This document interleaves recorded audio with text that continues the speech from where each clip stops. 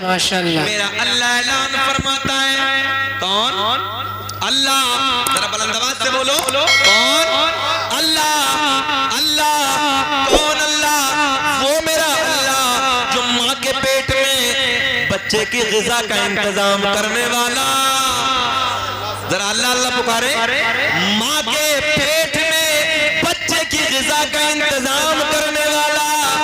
बुलंद आवाज से बोलना पिछले वालों को भी। अल्लाह गाय के, भैंस के, बकरी के थनों में दूध पैदा करने वाला। अगर छुरी से काटोगे तो खून निकलेगा, बैठ के धोओगे तो दूध निकलेगा। थनों में दूध पैदा करने वाला, सूरज को चमकाने वाला, चांद को खिलाने वाला, तारों को झिलमिलाने वाला मेरा अल्लाह। मेरे दोस्तों, फूलों को महकाने वाला, महकाने वाला, फूलों को महकाने वाला अल्लाह। बड़ा सीधा सा जुमला अर्ज करने लगा हूं यार।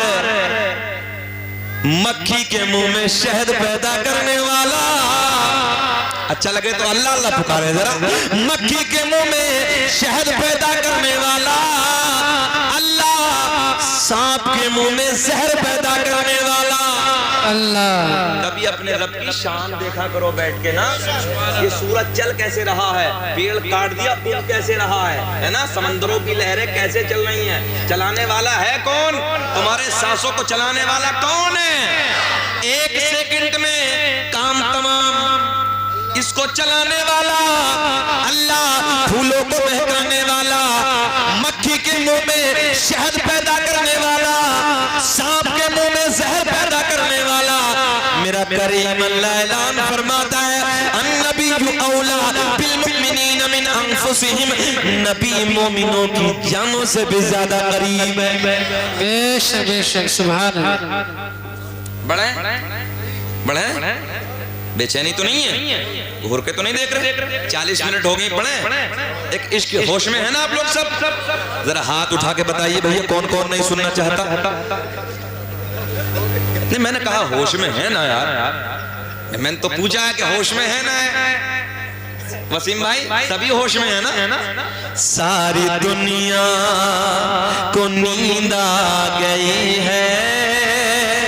अब आप लोगों के लिए, आपके मुस्कान के लिए, सारी दुनिया को नींद आ गई है। उनका दीवाना बेदार है। सारी दुनिया को नींद आ गई है। उनका दीवाना बेदार है। आप ही फैसला कीजिए कौन जन्नत का हकदार है। सुभान अल्लाह, सुभान अल्लाह, माशाअल्लाह। दिल से होता है, कैसे? पक्का ना? उस तरफ आते हैं। प्यार दिल से, और दिल नहीं तो प्यार नहीं। मगर तवज्जो है, मेरे आपके नबी की शान सबसे जुदा।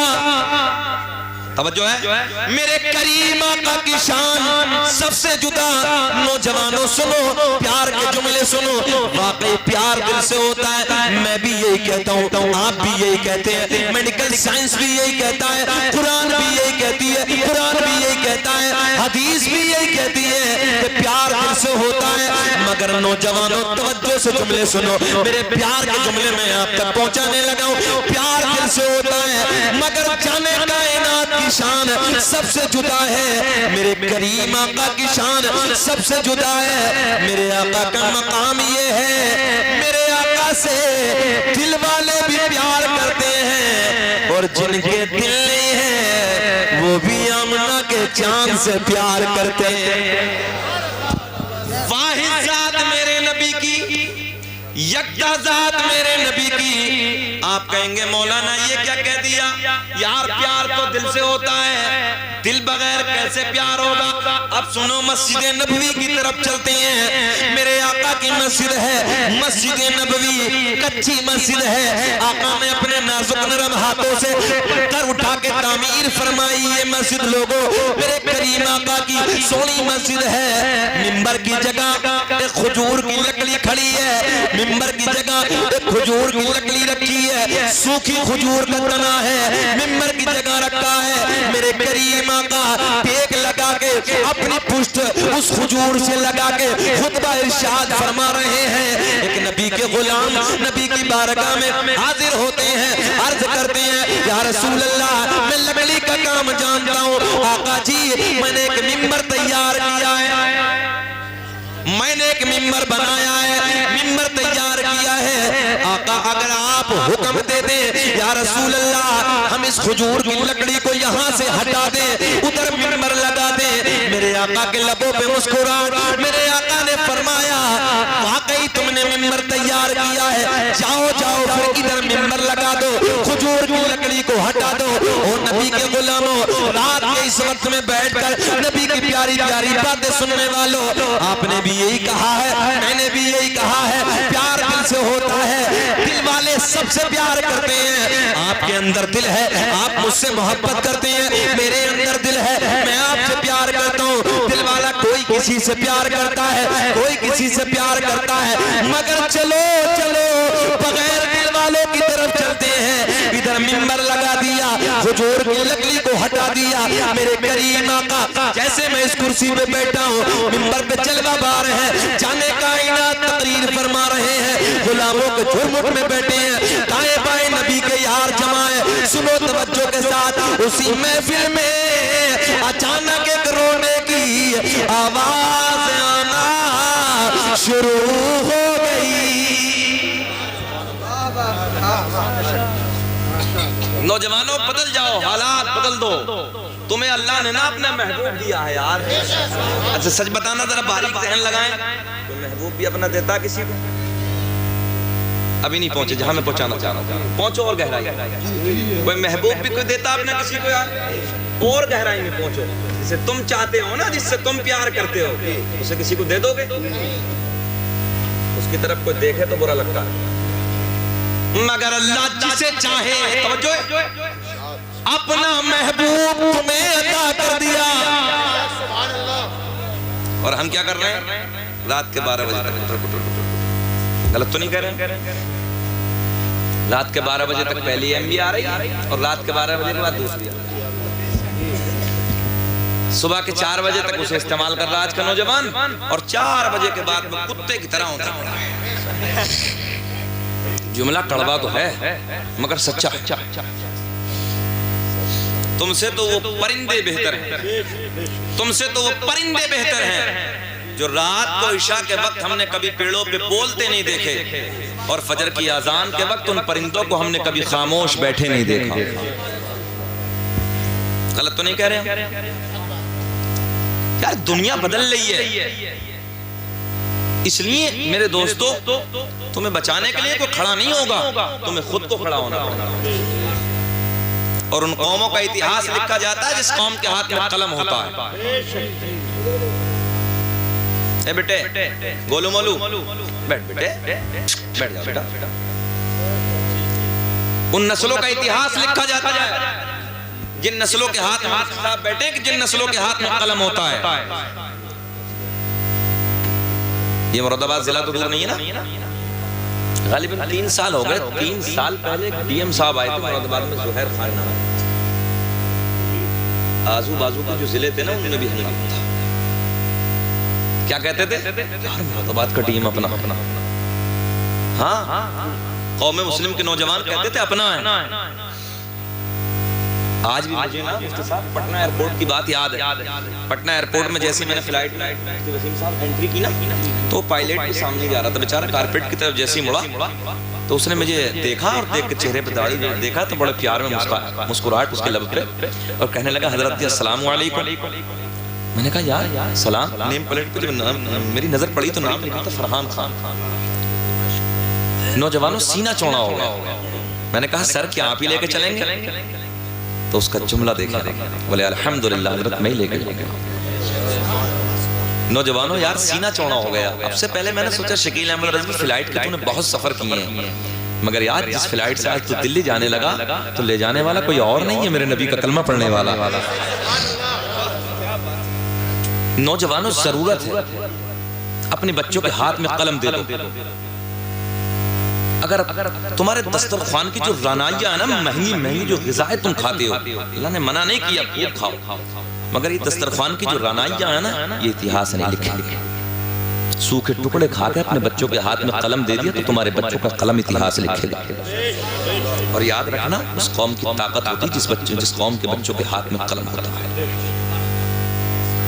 तलवार काम नहीं आती, कलम काम आता।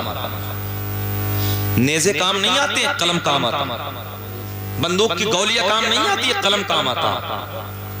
इसलिए जरूरत है कि आज हालात को बदल डालो, चाहे सूखे टुकड़े खाने पड़े, चाहे तो वक्त फाका करना पड़े, मगर मेहनत और मजदूरी से अपने बच्चों को हाथों में कलम दे दो। याद रखना आने वाली नस्लें तुम्हारे बच्चों का इतिहास लिखेंगी।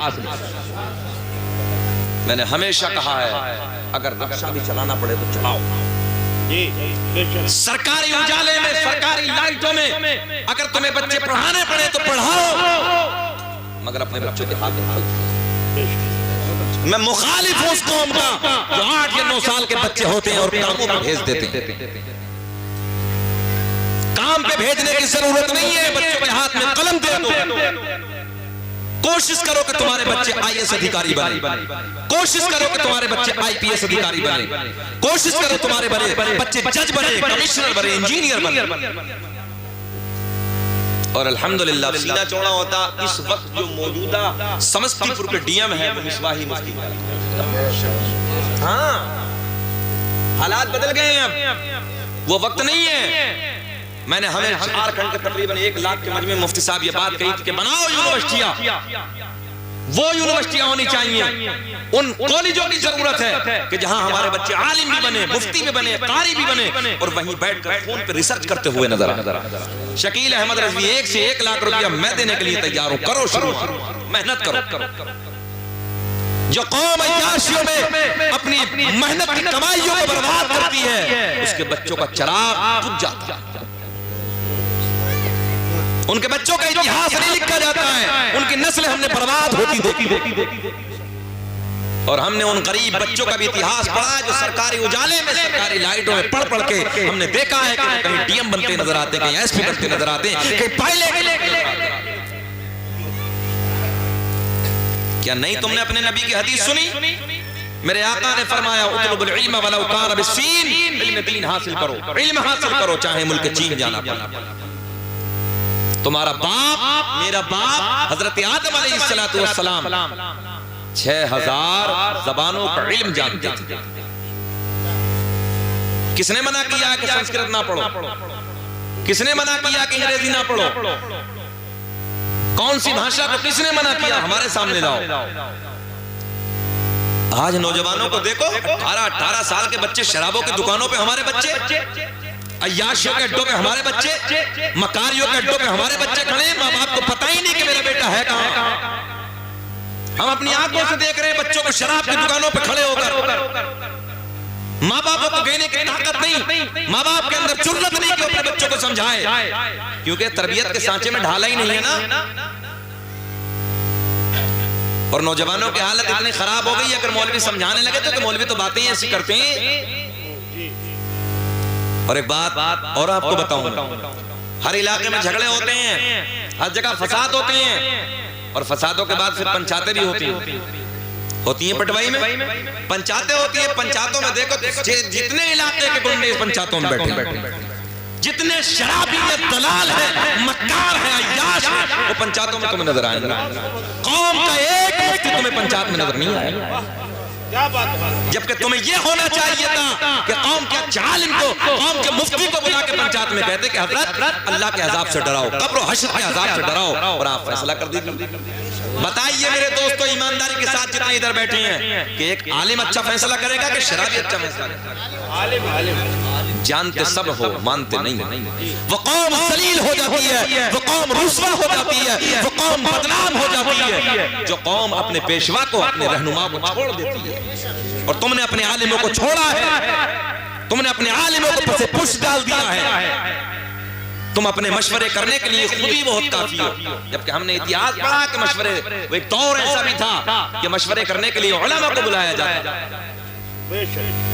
मेरे दोस्तों हालात बदल दोस्तों, अपने बच्चों के हाथ में कलम बचाओ, गंदी सोहबत से अपने बच्चों को बचाओ। बेचैन तो नहीं है आप लोग? इधर देखें, इधर, अरे जाने दीजिए उन्हें, बोले जरा बोल दो मोहब्बत से सुभान अल्लाह। आज दिल रोता है, दिल रोता है, तबीयत दुखती है। अच्छे कॉलेजों में बच्चों को पढ़ाइए, अच्छे आलिम का इंतजाम कीजिए और कहिए कि हजरत जहां हम 10,000 20,000 की फीस भरते हैं, 2-4 हजार हम आपको भी देंगे हजरत, हमारे बच्चों को आलिम भी बना दीजिए। अच्छा एक बात बताओ, सीधी सी बात, जिले का डीएम हो और आलिम भी हो, फैसले गलत हो जाएंगे? सच बताना। अच्छा चलो इधर की भी छोड़ दो, MBBS डॉक्टर हो और फिर आलिम, गलत फैसले हो जाएंगे। एक डॉक्टर थे MBBS, मेरी अचानक एक तबीयत बिगड़ी तो मैं उधर गया, पर्चा बना, उन्होंने देखा कि आलिम दीन है, अपने कंपाउंडर को बुलाया, इधर आओ बेटा। बोले कितना पैसा है? हजरत का फीस वापसी कर। मैंने कहा डॉक्टर साहब रहने दीजिए, कोई बात नहीं। बोले नहीं। बोले हजरत मैं किसी भी आलिम से 1 रुपया पर्ची कर। बोल दो सुभान अल्लाह। ऐसे भी। और अगली बात सुनो, ये तो एक मोहब्बत की बात। उन्होंने कहा हजरत जितना हम खून जांच कराते हैं, खून रिपोर्ट कराते हैं, उसमें 70% होता है डॉक्टरों का और 50% तो पक्का होता है। उन डॉक्टर साहब ने कहा कि हजरत कभी 1 रुपया नहीं लिया, 1 रुपया आज तक नहीं लिया। जब पता अंदर से चला तो वो आलिम था। तो जरा सोचो ना गहराई से। तो इसलिए जहां हम लोग बड़ी बड़ी फीस भर के अपने बच्चों को काबिल बनाते हैं, सोचो कि अपने दीन को मत भूलो, शरीयत को मत भूलो, अल्लाह और रसूल के दीन को भी जरूर पढ़ो, ताकि मरने के बाद कम से कम यार वो हाफ आस्तीन की शर्ट पहन के उधर ना खड़ा हो जाए, जनाजे पे आके कहे मेरे बाप का जनाजा हम खुद पढ़ाएंगे। सच बताओ, जब बाप को कब्र में उतारेगा बेटा और इन आंखों में जो आंसू होंगे ना प्यार के, और रब की बारगाह में दुआ करेगा मौला मेरे बाप को बख्श, मौला मेरे बाप के गुनाहों को माफ कर दे। ईमानदारी से बताओ, नमाज पढ़ाते वक्त जो दर्द इस दिल में ना जब दर्द होगा बाप का, वो बेटे के ज्यादा होगा कि इमाम साहब के ज्यादा होगा? बेटे के ज्यादा होगा ना। उधर नमाज पढ़ा रहा होगा, हाय हाय, उधर दिल अंदर से अल्लाह की बारगाह में मौला बख्श दे मेरे बाप को जन्नत, बख्श दे मेरे बाप को जन्नत। और याद रखना, गम के वक्त अल्लाह दुआओं को रद्द नहीं करता, मुसीबत के वक्त अल्लाह दुआओं को टालता नहीं। इसलिए अपने बच्चों को आलिम भी बनाओ ताकि वो शरीयत के दायरे में सही फैसले करने